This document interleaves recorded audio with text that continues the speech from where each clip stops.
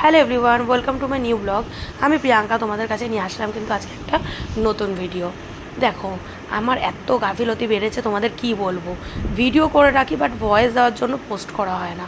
কবে জানো আমি এই ভিডিওগুলো সমস্ত কিছু সেট করে রেখেছিলাম দেবো বলে, বাট কি হয় মানে ভয়েস ওভার করার জন্য দেওয়াও হয় না। কবে গেছে শিবরাত্রি, দোল উৎসব চলে গেল, কত দিন হয়ে গেল, এখনও আমি ভিডিও পোস্ট করছি।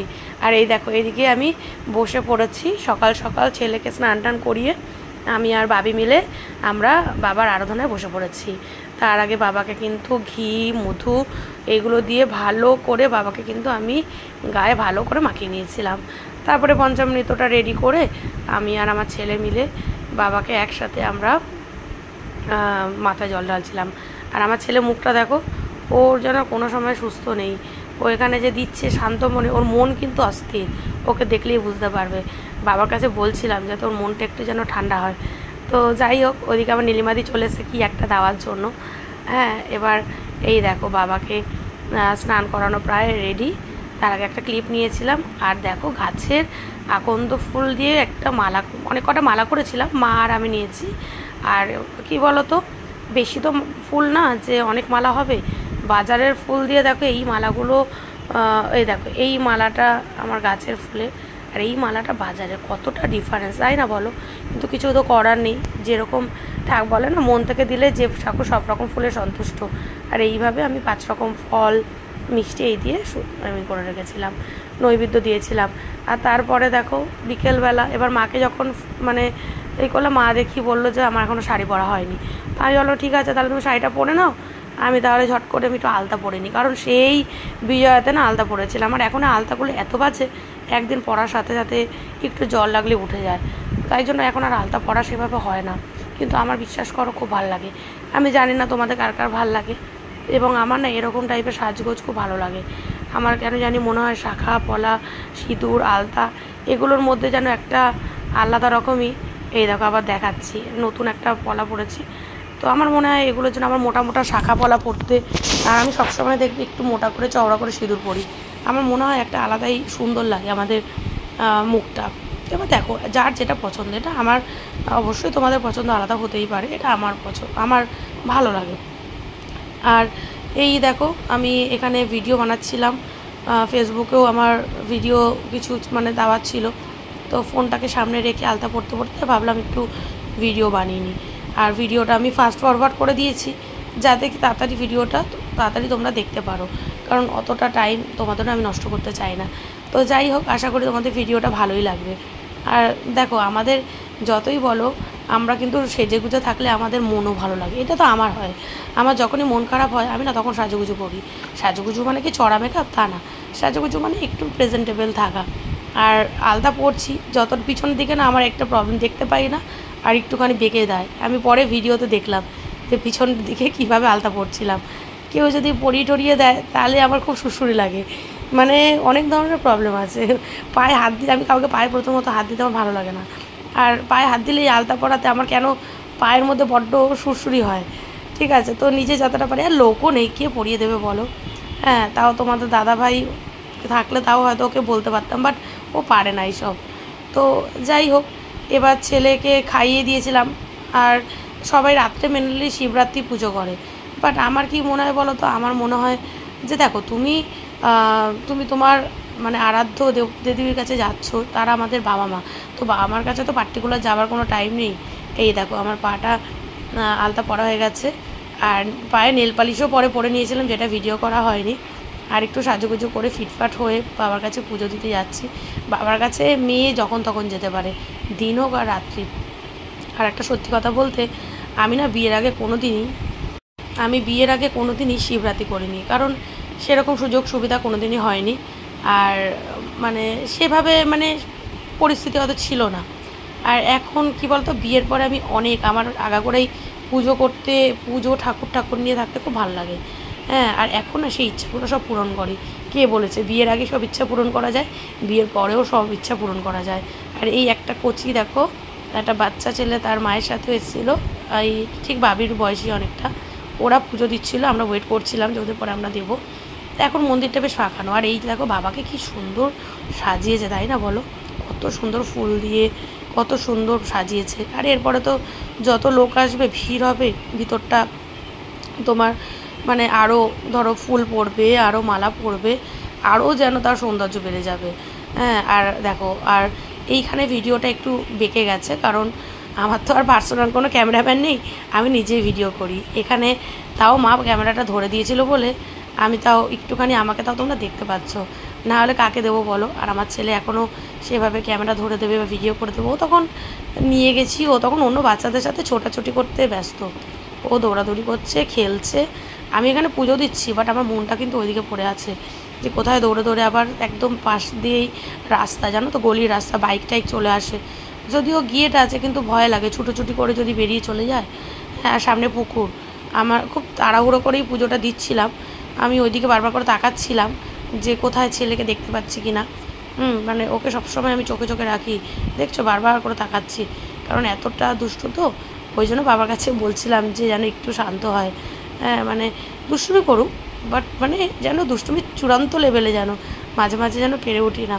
তো যাই হোক, মন্দিরে আরও সমস্ত আমাদের আরও সমস্ত দেবদেবীদের আমি ফুলের মালা, তারপরে তাদের বাটায় মিষ্টি ফল টলগুলো আগে দিয়ে দিলাম। আর এর আগে বসে বসে আমি এখানেও শিব ঠাকুরের গায়ে আমি মধু ঘি দিয়ে ভালো করে আমি গায়ে ভালো করে বুলিয়ে দিয়েছিলাম। তারপরে তো পঞ্চামৃত দিয়ে বাবাকে স্নান করালাম। মা যদি ক্যামেরাটা আর একটু নিচু করতো তাহলে হয়তো তোমরা দেখতে পারতে। যাই হোক, বলো না যে যাই হোক, মানে নাই মামার থেকে কানা মামা ভালো। এদিকে আমি নন্দী মহারাজকেও স্নান করিয়ে দিলাম। এবার নন্দী মহারাজকে তারপরে আবার জল ফল ঢেলে আবার বাবার গায়ে আবার গঙ্গা জল দিয়ে আবার ভালো করে ডলে ডলে আবার হাত দিয়ে পরিষ্কার করে দিলাম। তারপরে চলে গেলাম নন্দী বাবাজির কাছে আমার মনস্কামনা জানাতে। তোমরা কারা কারা জানাও মনস্কামনা এরকম কানে কানে, অবশ্যই কমেন্টস করে জানিও। আমি কিন্তু জানাই প্রত্যেক বছর। হ্যাঁ, আর দেখো, এই হচ্ছে আমার মোটামুটি প্রায় পুজো হয়ে এসছে, জল ঢালা হয়ে গেছে। মা এবার দেখো এখানে পুজোর সব গুজগাছ করে দিচ্ছে, আর আমি এই ছেলে দৌড়াদৌড়ি করছে বলে ওকে নিয়ে বসে আছি। যাবো এবার বাড়িতে গিয়ে ওকে আবার পড়তে বসাবো। দেখি, এখন তো প্রায় 5:30 বাজে, ভাবছি যে এখন আলে একটুখানি ওকে ঘুম পাড়িয়ে দেবো, ঘুম টুম পাড়িয়ে তারপরে পড়তে বসাবো। আর তখন ওর বাবাও চলে আসবে, ওর বাবা ওকে পড়াতে পারবে। আমি আবার এখানে আসবো, তখন অঞ্জলি হবে, কারণ এখানে এখনও কিছু হয়নি। এখন শুধুমাত্র আমি আর কয়েকজন আছি, তো আরও লোকজন না আসলে তো অঞ্জলি দেওয়া যাবে না। সবাই আসুক, তারপরে আবার অঞ্জলি হবে, পুজো হবে, তো সেটা আবার তোমাদের দেখাবো। চলো, এখন বাজে 6:05। একটু আগে বাড়িতে আসলাম, এসে কারণ মন্দিরে পুজো হতে দেরি আছে, তোমাদের দেখাচ্ছিলাম, সব গোছগাছ করছিল। বাড়িতে সন্ধ্যাটা দিয়ে দিই, মোটামুটি প্রিপারেশান নিয়ে নিয়েছি। দেখো, এই একটু তোমার পঞ্চপ্রদীপ দিয়ে একটু আরতি বারতি করবো, আর একটু ভালো করে মানে সন্ধ্যাটা দেওয়ার পরে দেখি ভাবিকে ভাবছি একটু পরিয়ে দেবো, কারণ ও এখন ঘুম পাড়ালে অলরেডি 6টা বেজে গেছে যেহেতু, আর ভাবছি ঘুম পাড়াবো না, কারণ ও 8টার আগে তাহলে উঠতে পারবে না। পরিয়ে টরিয়ে আবার অঞ্জলি দিতে যাব। তো চলো যাই, একটু সন্ধ্যাটা দিয়ে দিই, দেওয়ার পরে অঞ্জলিটা দিলে তারপরে হয়তো কিছু খাবো মানে আজকে ওই সাবু মাখা এগুলো খাবো। তোমরা যারা শিবরাত্রি করেছো তারা কে কী খাচ্ছ, বা অনেকে হয়তো নির্জলা করে, মানে পুরো সারা রাতি না খেয়ে থাকে, বাট আমি অতটা পারবো না, কারণ আমার অত মানে করা বারণ আছে ওরকম। তাও মনের ব্যাপার, ঠাকুরকে ভক্তি করে বাবাকে ডাকলেই সন্তুষ্ট, তো মানে মন থেকে ভক্তি থাকলেই সব কিছু। এবার শেষ তুমি সারা রাত জেগে করো না, তুমি মানে সকালবেলা তুমি কিছু পুজো করে খেয়ে নাও, সেটা যার যার মনের ব্যাপার, যার যার শরীরের ব্যাপার, সব দিয়ে বড় কথা। তো চলো কথা না বাড়ি, যাই সন্ধ্যাটা দিয়ে নিই। আর মন্ত্র সব পড়ছিলাম এতক্ষণ, তাই ভাবলাম যে তোমাদের সাথে একটু মানে বলা হয়নি যে বাড়িতে এসেছি, তাই ভিডিওটা করে আবার শেয়ার করে দিলাম। আবার যখন যাব আর ওখানে পুজো হবে তখন তোমাদের দেখাবো। তোমরা ওখান থেকে সবাইকে বাবার কাছে একটু প্রার্থনা করো যাতে তোমাদেরকে সুস্থ রাখে, সবাইকে ভালো রাখে। আর এটাই চাওয়া, কারণ শরীরই হচ্ছে স্বাস্থ্যই সম্পদ, এবং এর থেকে বড় চাওয়ার কিছু হতে পারে না। ঠিক আছে, চলো কথা না বাড়িয়ে টাটা। তারপরেই দেখো, বাবিকে পড়িয়ে উঠেই চলে গেলাম অঞ্জলি দিতে। তাও তখন বেজে গেছে প্রায় রাত্রি 9:30। বাবিকে পড়িয়ে নিয়েছিলাম, ওকে আর নিয়ে যাইনি, ওকে পড়িয়ে তোমার দাদাভাই চলে এসেছিলো, ওর কাছে খাবার দিয়ে আমি চলে গেছিলাম। আর এদিকে পুজো তখন বসে গেছে, আর আস্তে আস্তে দেখো ভিড়ও হচ্ছে। এবং দেখো অনেকেই ওখানে লাইন দিয়ে দাঁড়িয়ে জল ঢালছিল। এনারা যারা বসে আছেন সবাই এখানে, এনাদের জল ঢালা হয়ে গেছে, এনারা অঞ্জলি দেওয়ার জন্য বসেছিল। আর এদিকে দেখো আমাদের এখানে এখনও কিন্তু যাত্রা হয়, আস্তে আস্তে লোক হচ্ছে, সারা রাত যাত্রা হবে। এখনও অনেকে তোমরা হয়তো বলবে যে এখনও যদি যাত্রা হয়, হ্যাঁ আমাদের এখানে এখনও যাত্রা হয়।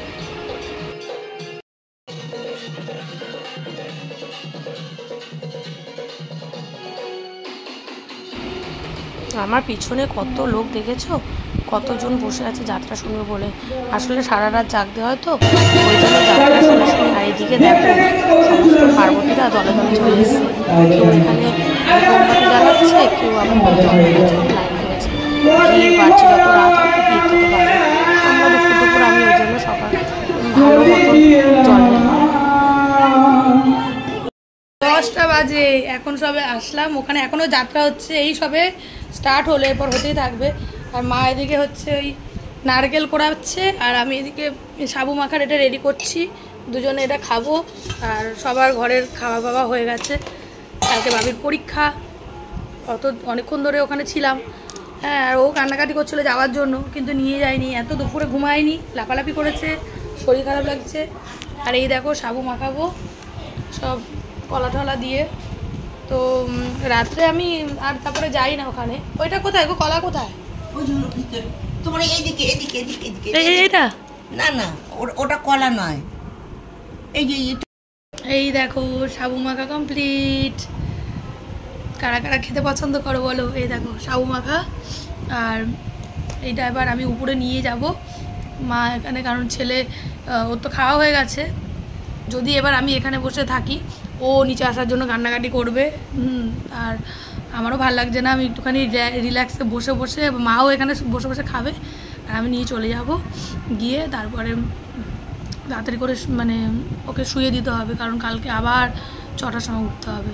তো চলো, তোমরাও যারা যারা করছো তোমাদেরও শরীর হয়তো টায়ার্ড। আর আমরা তো সারা রাত জাগি না, বা সারা রাত উপোস করে থাকি না, আমরা সাবু মাখা খেয়ে। আর রাত্রে আর ঢালাঢালি মানে জল ফল ঢালি না, ওই একবারই বাড়িতে ঢালি, একবার মন্দিরে গিয়ে ঢালি। মন্দিরটা কাছে বলে একটা সুবিধা, দূরে হলে তো আর যেতে পারতাম না। তো এই হচ্ছে কথা।